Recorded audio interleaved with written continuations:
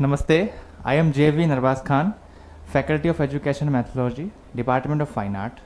सो last के video lecture में हमने पढ़ा था कोरल ड्रॉ के बारे में।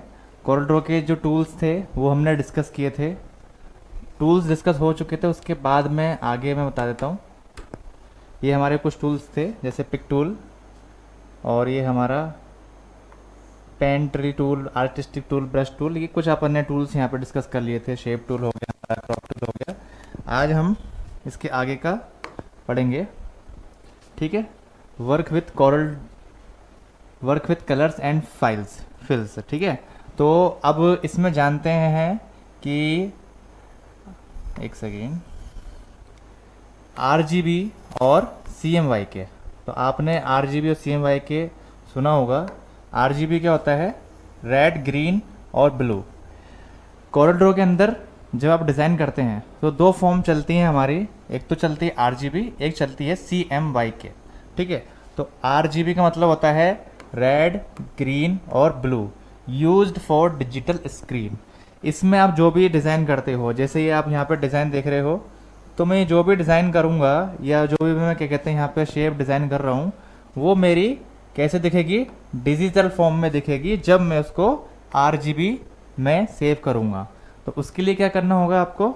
जब आप न्यू फाइल ओपन करते हैं तब आपको वहाँ पे, जब आपको क्या कहते हैं न्यू फाइल क्रिएट करने के लिए ऑप्शन आता है, तो वहाँ पे दो ऑप्शन आपको दिखाई देते हैं, CMYK और ये RGB। तो ये हमारे क्या हैं? ये हमारे वर्क विथ कलर फिल्स हैं जो हमको दिखाई देते हैं, ठीक है। तो अगर आप RGB में अपना डिज़ाइन करते हो क्रिएट, तो वो दिखेगा डिजिटल स्क्रीन पर, ठीक है। वो यूज़ होगा डिजिटल स्क्रीन। जैसे हम सोशल मीडिया पे जो भी पोस्ट आप देखते हैं तो वो RGB के अंदर ही बनी होती हैं, ठीक है। RGB यानी रेड, ग्रीन और ब्लू। और अगर आप और सोशल मीडिया के अलावा जैसे हम लोग वेबसाइट पे देखते हैं, वेबसाइट पे जो भी डिज़ाइंस होते हैं, एडवर्टीजमेंट्स होते हैं या पोस्ट जो होती हैं, वो भी हमारी RGB के अंदर ही बनती हैं। तो जब हमको फाइल जब सेव करेंगे तब हम CMYK ना करके RGB में उसको सेव करेंगे, तब जाके वो डिजिटल फॉर्म में सेव होती है, जिसको हम डिजिटली यूज़ कर सकते हैं हमारे डिजिटल मीडिया पे, ओके। और वैसे ही CMYK यानी सियान, मैजेंटा, येलो और ब्लैक। सियान, मैजेंटा, येलो, ब्लैक, ये भी एक कलर फॉर्म होते हैं, ठीक है। यूज्ड फॉर टेक्सटाइल प्रिंटिंग, या फिर आप जो भी प्रिंटिंग फॉर्म में, जब भी आप अपने डिज़ाइंस को आपको देखना है या फिर प्रिंट करना है, तो जब आप प्रिंट के लिए अपना डिज़ाइन क्रिएट करते हो या रेडी करते हो या प्रिंट के लिए आप भेजते हो कहीं पर भी, तब आपको जो हमारी फाइल है वो हमको CMYK फॉर्म में सेव करनी चाहिए, ताकि आप जो प्रिंट निकालें तब जो प्रिंट में जो इंक यूज़ होती है वो भी सियान, मैजेंटा, येलो और ब्लैक, इसी 4 कलर को यूज़ करके प्रिंट आउट बनते हैं। और इन्हीं 4 कलर से जितने भी प्रिंट्स निकलते हैं वो सब इन्हीं से ही बनते हैं। तो ये 4 कलर बहुत इंपॉर्टेंट होते हैं, सियान, मैजेंटा, येलो और ब्लैक। सियान, मैजेंटा, येलो, ब्लैक कलर कौन कौन से होते हैं मैं आपको बता देता हूँ।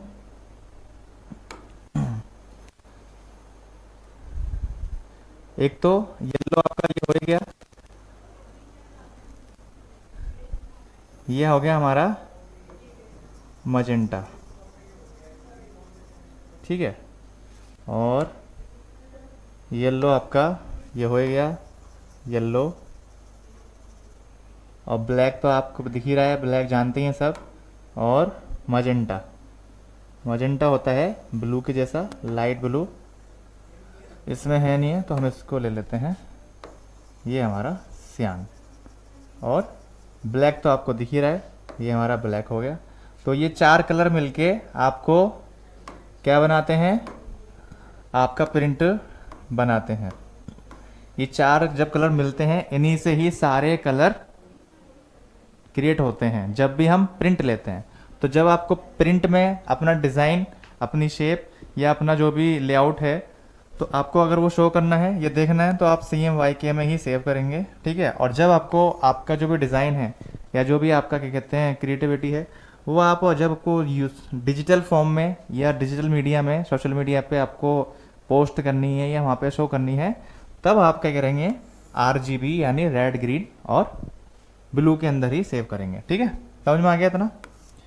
Uniform fill applies a solid colour to a in object.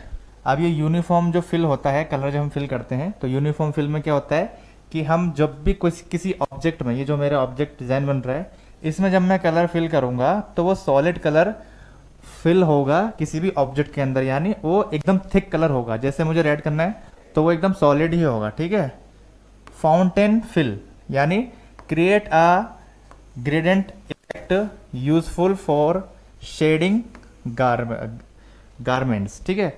Shadings में जब आपको कलर यूज करने हैं तब आप फाउंटेन फिल उसको कहा जाता है। जब भी आपको शेडिंग्स में, जैसे मेरा ये डिज़ाइन है, इस डिज़ाइन में मुझे यहाँ अलग कलर चाहिए, यहाँ पे अलग कलर चाहिए। जैसे मुझे एक साइड में चाहिए ब्लू कलर और एक साइड में चाहिए मुझे ये रेड कलर, तो मैं दो कलर का शेडिंग दूंगा, तब उसको मैं क्या बोलूँगा, फाउंटेन फिल। यानी जब हमको किसी भी डिज़ाइन या किसी भी शेप के अंदर कलर ग्रेडियंट यूज़ करने होती है, तब हम क्या कहते हैं, उसको फाउंटेन फिल कहते हैं, जो हमारा कलर ग्रेडियंट इफेक्ट यहाँ पे यूज़ होता है। किसके लिए, शेड्स बनाने के लिए, शेडिंग्स देने के लिए, ठीक है।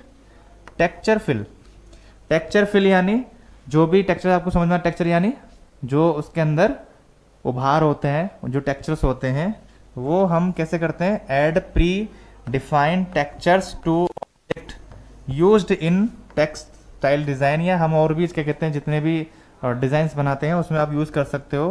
तो जब आपको अपने डिज़ाइंस के अंदर टेक्सचर यूज़ करने होते हैं, तब हम किसी भी एक ऑब्जेक्ट को या किसी भी एक डिज़ाइन के अंदर वो टेक्सचर दे सकते हैं, जिसको हम टेक्सचर फिल बोलते हैं, ठीक है। पैटर्न फिल, ये सब क्या है, कलर की फॉर्म्स हैं। जब आप कलर को आप फिल करोगे किसी भी ऑब्जेक्ट में, तब आपके लिए काम में आएगी, ठीक है ना। पैटर्न फिल, अब पैटर्न्स किस टाइप के हो सकते हैं, जैसे ब्रिक पैटर्न्स हो गया, फ्लावर पैटर्न्स हो गए, ठीक है। इसके अलावा आपको क्या कहते हैं, वाटर पैटर्न्स देने, तो ये आप इफेक्ट डाल सकते हो। ये फिर हम इसको इफेक्ट बोल सकते हैं, applies pre made for custom patterns, ठीक है। तो इसमें आप अपने अकॉर्डिंग अलग अलग टाइप के अपने डिज़ाइन में पैटर्न दे सकते हैं।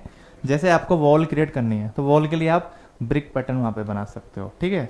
जैसे आपको कोई क्या कहते हैं, क्लॉथ डिज़ाइन करना है, तो वहाँ पे मोटिव्स डिज़ाइन होते हैं, तो उसमें आप मोटिव के पैटर्न्स बना सकते हो। तो इस तरीके के यहाँ पे आप कलर्स से पैटर्न्स भी आप बना सकते हो। आउटलाइन एंड स्टॉक एडजस्टिंग, अब जो हमारे ये जो डिज़ाइन है, इसकी जो आउटलाइंस होगी, ठीक है, यहाँ पे आपको आउटलाइन दिख रही होगी, या ये जिसमें कोई डिज़ाइन है उसकी आउटलाइन आपको दिख रही है, तो आउटलाइन के अंदर भी आप क्या कर सकते हैं, कलर्स दे सकते हो, स्टॉक दे सकते हो, ठीक है। Change the thickness, colour, styles of garment, या जो भी डिज़ाइन है हमारा, या फिर जो भी हमारा शेप है, उसके अंदर आप क्या कर सकते हैं, ये सब चेंज कर सकते हैं। क्या क्या, एक तो आप उसके अंदर थिकनेस उसकी चेंज कर सकते हो, उसकी मोटाई, यानी आप उसको पतले से मोटा भी थिकनेस दे सकते हो, ठीक है, जो उसके आउटलाइंस हैं।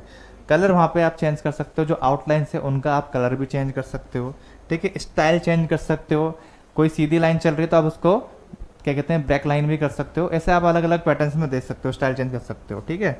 देन डैश्ड एंड डॉट, आप उसको डैश में भी दे सकते हो और डॉट में भी दे सकते हो, डॉट लाइन्स में बना सकते हो, ठीक है। तो इस तरीके से आप जो भी हमारा ऑब्जेक्ट डिज़ाइन है, तो उसके अंदर जो आउटलाइंस होती हैं उसमें आप चेंजेस कर सकते हो।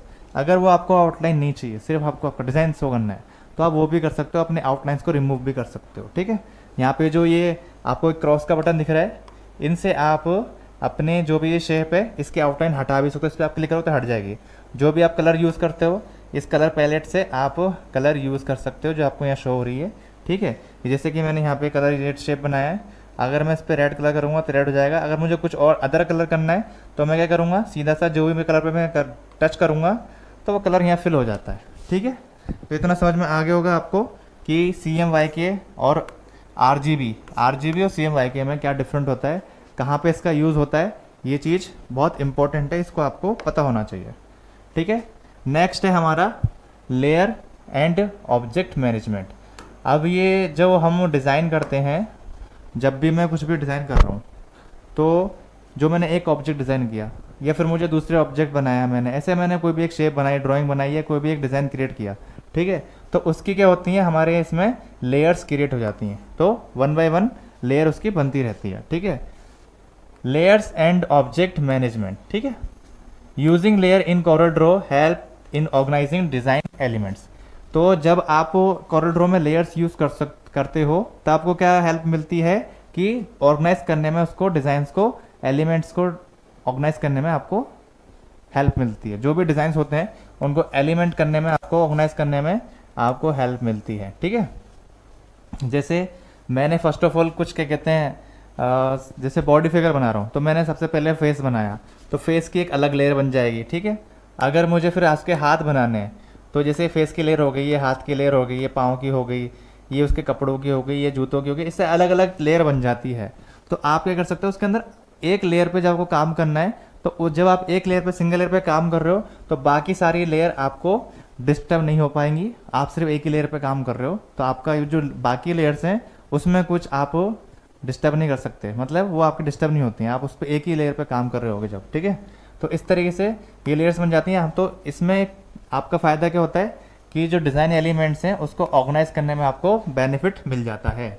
ठीक है, next, each layer can hold different element.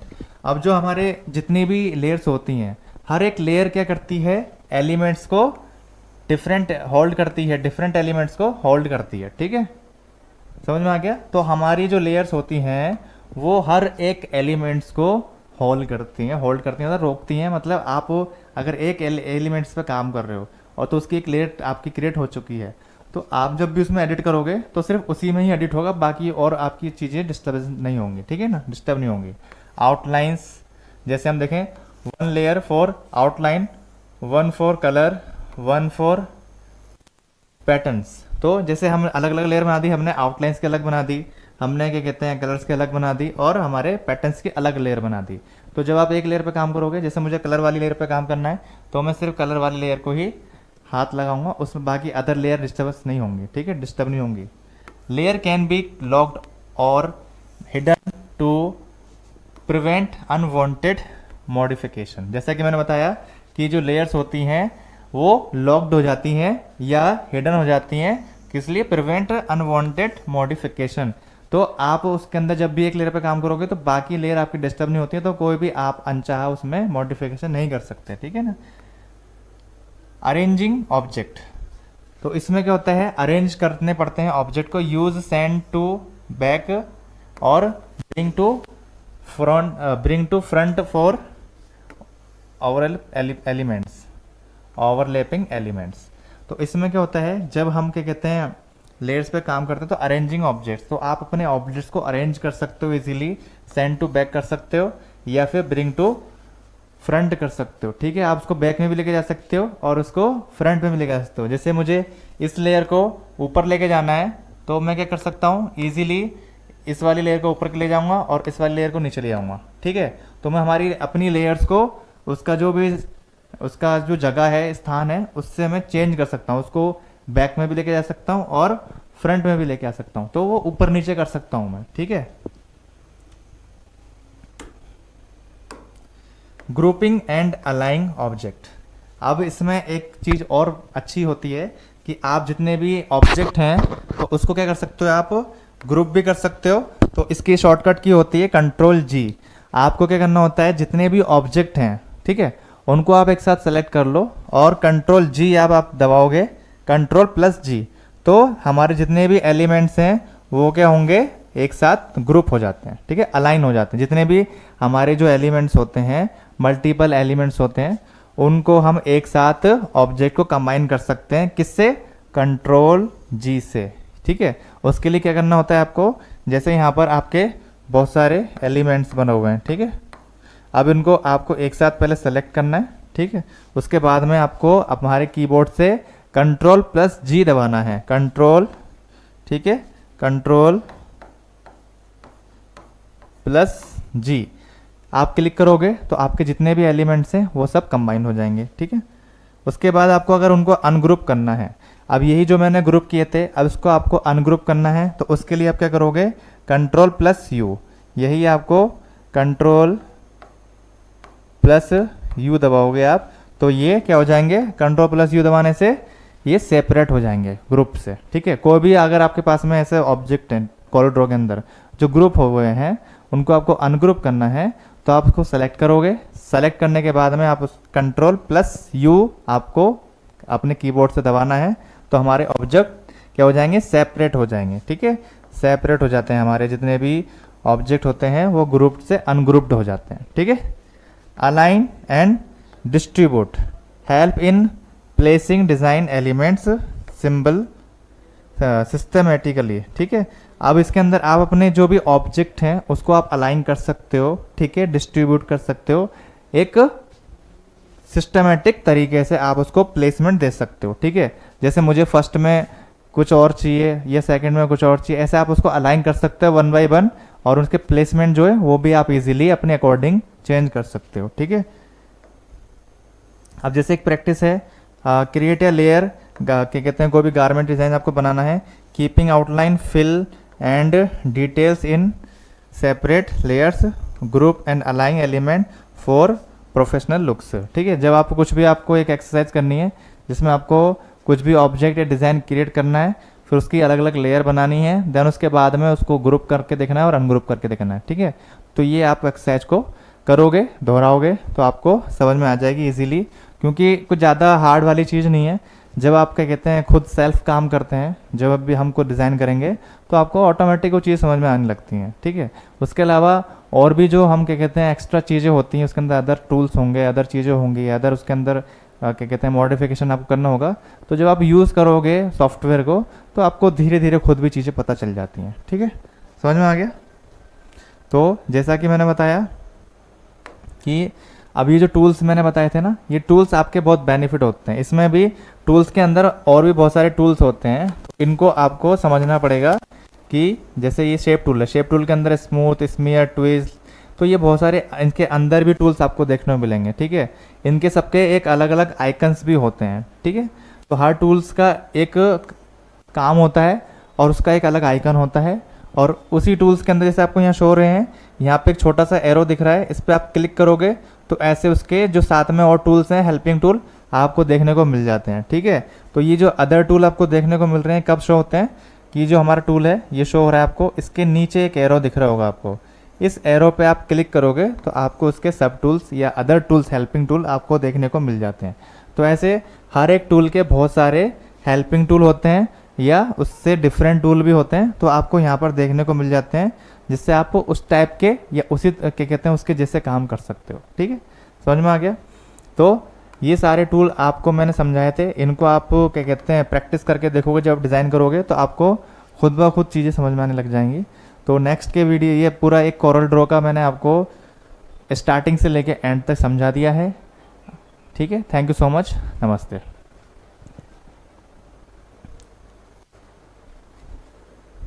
Sir कर दो बंद, सर।